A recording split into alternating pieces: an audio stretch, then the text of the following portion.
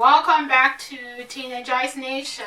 Thank you for being here. My name is Sarah and I'm here to talk about another disturbing topic. So this is something that I struggled over the past 3 weeks. I want to say I've been trying to do this video, but I was very emotional about it, and this is something that we all have to be aware.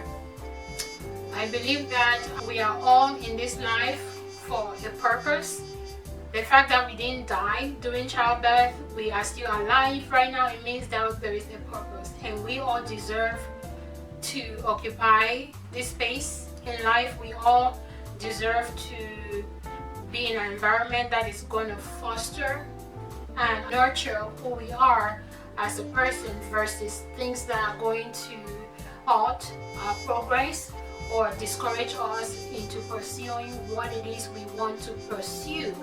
So I'm coming up with this because I am worried, I am concerned, and I'm bothered by the actions of some of our children, the actions or reactions of some principals, some teachers, and also the action and reaction of parents when it comes to these issues. So bullying is real.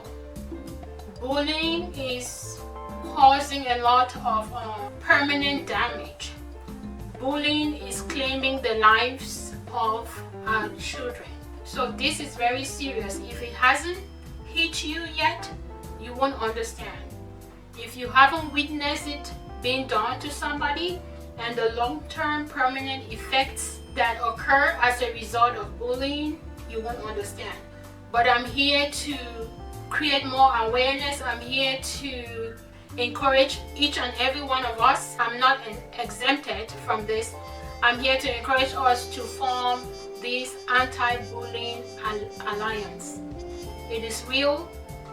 Every child deserves the right to go to school, to pursue their dreams, to do so in an environment that is safe, that is conducive, that will enhance them to want to become good citizens and carry on their path in life. But we have some children that are being a nuisance, not only to themselves, but to society in general. So this is something that is very, very serious. Bullying is aggressive. It's something that a child doesn't want, but then it is being projected on them. It can be verbal, it can be physical, it can be psychological, to where they are feeling intimidated, they are feeling threatened. Some of them get even beat up as a result of bullying, and then they end up not liking school, not liking teachers or principals because they've made reports multiple times and they are not being granted that audience by the higher ups because they are being viewed as the troublemakers, right? Because if I keep coming to you back and forth 20 times complaining of same thing, you may think, oh, she's troublesome, he's troublesome. But actually this is real, and a lot of children are suffering. A lot of families are suffering as a result of other children that are foolish, stupid, do not understand who they are, and then they want to put their frustration or misery on others. I first of all want to say that this is not to trigger anyone that has gone through bullying, any family that has experienced bullying. This is not to trigger. This is not to cause any unwanted memories from coming up. So if you want to stick throughout the video, please do so, but it's not my intention to cause any trigger to what has already happened, and I am sincerely and deeply sorry. I empathize with you if you've gone through this. Please, please hang in there. We will all find ways to making things better. So people bully others because of various reasons, right? They may want to exhibit control over somebody that they find vulnerable. They may want to maybe boost their status in school, in class. They want to be feared. They may want to do that just to be mean sometimes. It doesn't really matter. They may not have any reason, or maybe someone is bullying them, so as a result they want to bully others. It can be a variety of different reasons. So when it comes to bullying, it's repetitive, it's very intentional. So they are wanting to intentionally hurt you with what they do. Like I said, physically, verbally, psychologically. It's very planned, it's calculated, they know whom they are after, and if they find that you're intimidated, they will even come after you the more. So this is not a one-time thing. So this is happening repeatedly, and it's very, very uncomfortable sometimes for the person who is being bullied. So it can be through name calling, it can be through spreading rumors or teasing somebody. So you're out there spreading rumors in school about this particular person. Maybe you've dated the girl has decided to end the relationship. Now you form a gang and you're going after her, you're dragging her, you're doing all these despicable things that are so senseless and useless. So bullying can cost somebody's life. If you didn't know it, I want you to know bullying is actually claiming the lives of our children.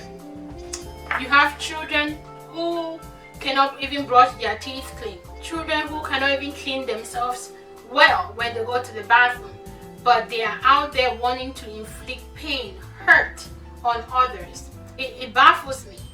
It really baffles me, because when I think back into my childhood or my teenagehood, school was fun. They pick on you a little bit, but it was nothing that was severe that someone would tell you to go kill yourself. You are not worth being alive. Go die. Go jump off the bridge. Go jump off the bridge. Go kill yourself. You're worthless. What will get into the minds of a young child from 9 years old all the way to 18 that will tell somebody to go take their life away? Does that even make sense? You cannot even figure out how to read a paragraph and understand. You can't even do the right thing. You cannot even sweep your room or keep your environment neat. But you have the audacity, the temerity to open your mouth and spill garbage, telling someone to go kill themselves. It's never right. It's not acceptable. And this is still going on, and it will continue to happen. So we just have to keep creating awareness. This is serious. I want to say maybe 3 years ago, I went to a funeral of a teenager. Beautiful girl. Beautiful. When I saw her obituary, I asked my daughter, they were bullying her? My daughter said yes. Beautiful, striking beauty. So this tells you that bullying doesn't know whether you're beauty, you're ugly, you're tall, you're short, you're fat, you're thin, you're green, you're blue, you're black, you're white, you're yellow. It happens to everybody. It happens. And I could see the pain in the eyes of those parents standing there and begging parents, just talk to your children. You never know. Ask them every day, how was your day? Is anything the matter? Is there anything I can help you with? Are you struggling with anything in school? Because sometimes they're afraid to speak up. They won't tell you. They won't report it. So you have to keep in touch. There's only so much we can do as parents, but we have to try. That girl committed suicide. She hung herself in their house, in their basement, and she was found by her younger sister.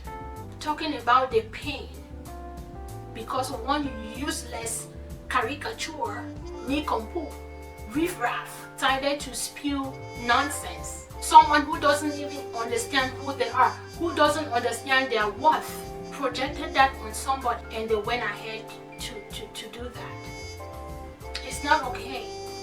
It's never okay. And I just want to talk to the school authorities. I believe every school has a guideline, it has a protocol through which bullying is reported. So if you're being bullied, go to the authorities, go to your teacher, go to the principal. If you find someone bullying another person, please be an advocate. Speak up for that person, because sometimes not all of us are very vocal. So look out, be advocates for each other. Go to your principal, write the date that you went and reported, to whom you reported, who are the students involved. Keep a log. So if they are not following up, they are not doing what they need to do, we have a case. That's what you can do to protect yourself. And parents, please, if your child tells you they are being bullied, fight for them, be advocate. Don't give up and say, oh, they have already addressed that so many times, so there's nothing that can be done. No, because you never know. You never know.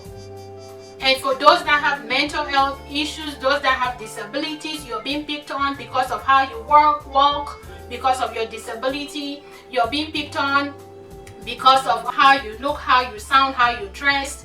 It can be anything. But the ones that already have mental health issues, these will all just make the symptoms to escalate.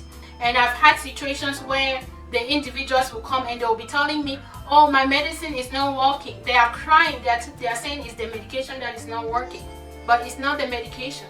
It's because you're being stressed. All of these external factors will push you to be irritable, to cry, to have mood swing. Because bullying is not easy. It affects your mind. Your mental status is affected.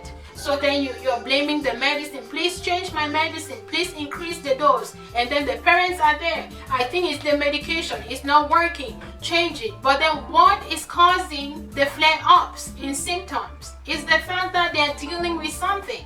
So it doesn't matter if we change the meds. It doesn't matter if we increase the dose. If they are still being bullied, you will still have the same outcome. The solution is to go to the core of the problem. Fight for your children. And for the principals that will take time to call families to tell them this happened, we are on it, the people concerned have been suspended, they've been asked to write apologies letters, kudos to you. That's how we have to do it. But for those that are dismissing students, when they come to you 1 time, 2, 3, 4, 5 times, you're dismissing them, thinking that they are the problem, you have to rethink this. It doesn't matter if a student comes to you 20 times. You have to grant them your audience. Pay attention, follow up, investigate. Even if it's 100 times, investigate. They are coming to you because there's a problem. No child will want to keep coming up to you to report one and the same thing. It doesn't make sense. Yes, there are some very special ones out there. I get it. But if a child keeps coming to you, I think it is advisable that you pay attention, look into it, follow the process, call the families that are involved so this can be addressed. It saddens me to see a 9-year-old or a 10-year-old get on the computer instead of Googling or searching something that can make them a better person. They are Googling how to commit suicide because of bullying. If you were to walk in and find your child, a 9-year-old, a 10-year-old, it doesn't matter, searching on the internet, how do I take my life away because I'm being bullied? How would you feel?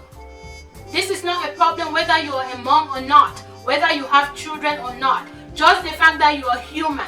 Let's have empathy. Let's have compassion.